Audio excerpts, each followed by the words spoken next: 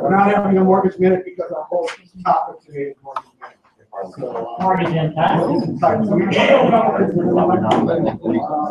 This week's, everybody, this week's some success stories. Everybody, let's try to get on the same page. Okay. This week we've got success stories with Kathy and Anna. What's up this week? Last week we did not cover all the content, so we're going to be doing a part 2 Kelly on the lending process that we're doing. So you have to come to Okay, good. And boot camp, Teresa? Last boot camp! I'm excited! We got some brand new licensees. Light it up.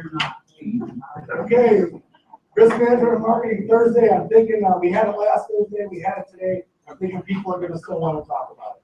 So we're probably going to talk a lot about the same topic to get drilled down to whatever your specific question. Plus, we have a lot of great marketers. Pre-licensing this weekend, Friday and Saturday, and that's it. So keep going. We'll talk about that. The weekend, keep going. Success stories, got a couple of them. Ava, she was going to be here with a great one for Ava. Yes, her team is there. She comes. And go ahead and ask Cecilia was amazing and made our house sell very easy for us. We love her.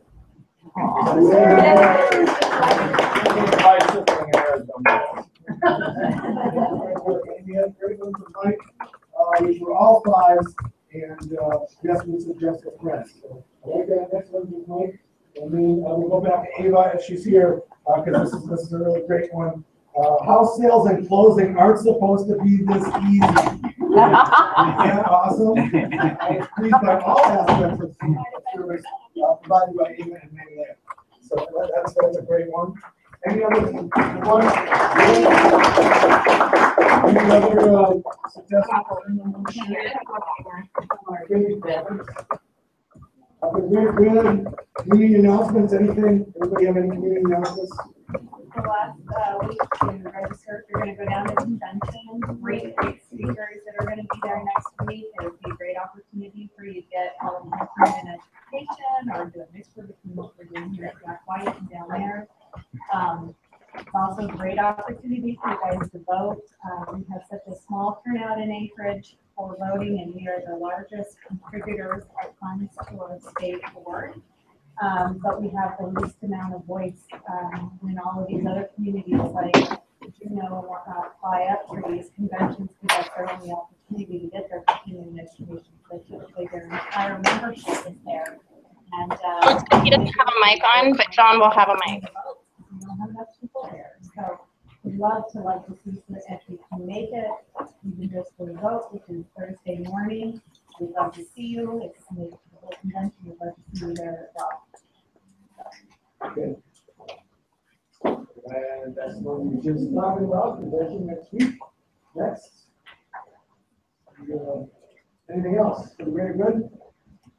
Okay, let's keep going. We're going to do this quick. Okay. Our main topic today is the TRID, and our guests, they did it Thursday, and everyone knows them, so you guys are on. Tell us about TRID and how it's going to change our business. Very simple. Woo! You think? Woo! I'm excited. You look it. Okay, for those of you that were here Thursday, we apologize if we can go over the same thing again. I'm sure you absorbed everything we said on Thursday and don't need this, but we'll try again anyway. I'm going to start out by talking a little bit about the background of how we got here, just so I think it's good for you to understand where we are. TRID is this. NOAA, which is the Truth in Lending Act, RESPA, the Settlement Procedures Act, Integrated Disclosure.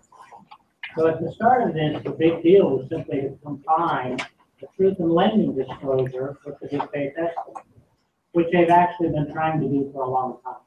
When they came out with the last change of the good faith estimate, the industry really didn't want them to make that change because there was talk about integrating the two forms at that time. But it took a lot longer to make those two forms combined than you would ever think, which I guess makes us understand why consumers never could understand the difference between the forms anyway. You have TILA requires that numbers be grouped in one manner. The good faith estimates, they were grouped in a totally different manner. And yet again, on the 1003, which is the Uniform Residential Loan Application, they were grouped in a third manner. So customers could never, not only were they grouped different, but different numbers were included. Because on the good faith estimate, even costs that are paid by the seller have to be included. But of course, when you're doing a loan application and you're only looking at the customer's numbers. So there's still some differences there. What they've done now, though, is at least eliminated the good faith and the proven lender. And they've combined those two forms into a CD, which is a closing disclosure. And so now we will have to learn CD instead of GFE, which everybody's learned for so many years. The CD basically takes the place of those two forms and is the initial upfront disclosure. Once that disclosure is made, most of the items on the closing to the buyer cannot be paid. There are some, there's different characterizations of costs. Some of them absolutely can't change at all. Others can change within a little tolerance level. And then there's other items that, for instance, the rest of the taxes can change to whatever they actually are. So that's not the important. So that's the big change right there. And then, because they had also been wanting to do this for a long time, it had always been that if the customer requested, they could get the HUD settlement statement one day before closing. What that meant, if you're scrambling for closing, is really just push closing out one day because you're getting that settlement statement out as soon as possible. Now, though, it's required that they get that closing disclosure 3 days in advance. And then they will still get a buyer settlement and a seller settlement at the end. Is anybody having a hard time hearing me? Yes. Oh, so that day. Trying to fix it. Let me know if that shouldn't fix it.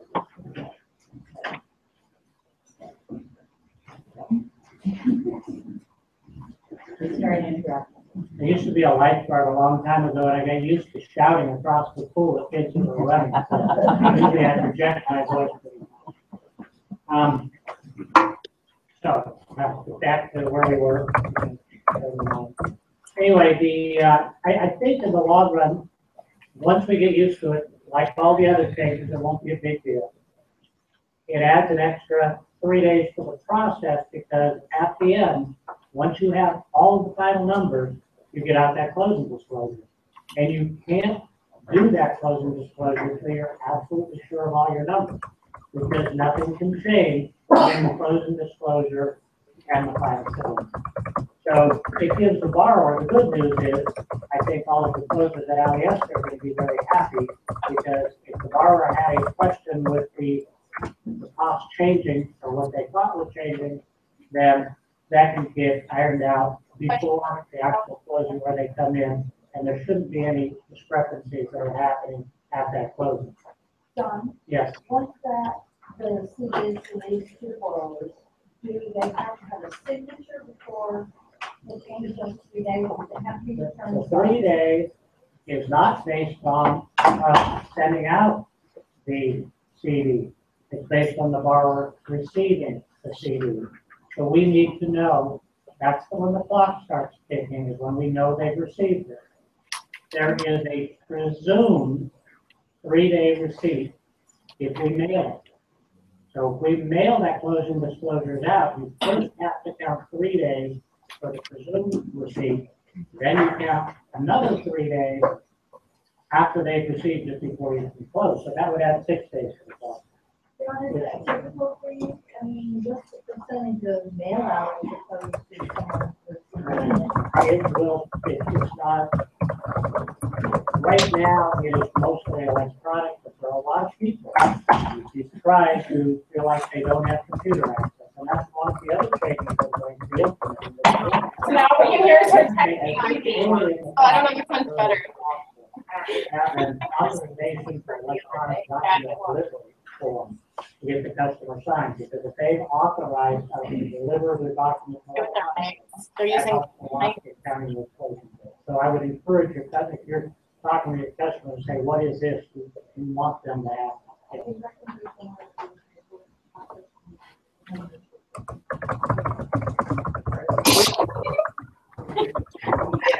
Anything that has confidential information on it has to be listed and secure.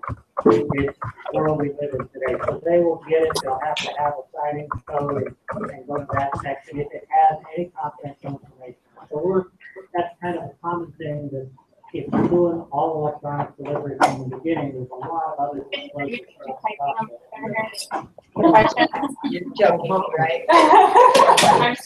You're just trying to make it better. What's the percentage Not of? so many.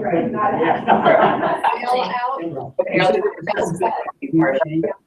What happens if they do? I say this is just. They cannot change to the ground. The same thing. Oh, So we're gonna do it 3 times. Sure.